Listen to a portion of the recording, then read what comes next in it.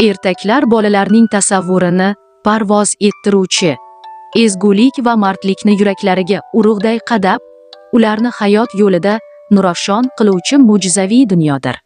Assalomu alaykum, qadrli kitobxonlar. Baxmal tuman axborot kutubxona markazi sizlarga kitob Jamiyat qalbi loyihasi doirasida audio ertaklarni havola etadi. Ertaklar to'plami. Ezgulik parilari. Qof tog'ining ortida mo'jizalar mamlakati bor ekan.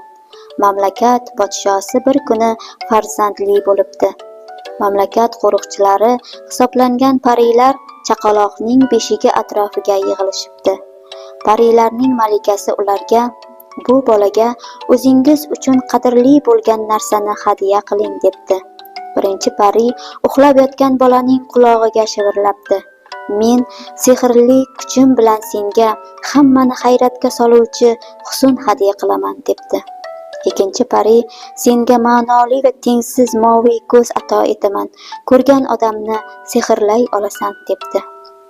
Uchinchi pari: "Sarvqomatli, dunyodagi eng chiroyli qiz bo'lasan", debdi. Parilarning malikasi o'ylanib qoldi. Insonlarning go'zalligi o'tkinchidir. Ko'z, yuz, vujudining go'zalligi gulga o'xshaydi. Yoshi o'tgach so'lib boradi. Sizlar qilgan hadyalar abadiy qolmaydi qizchaga, debdi. To'g'ri, lekin boshqa nima bera olamiz?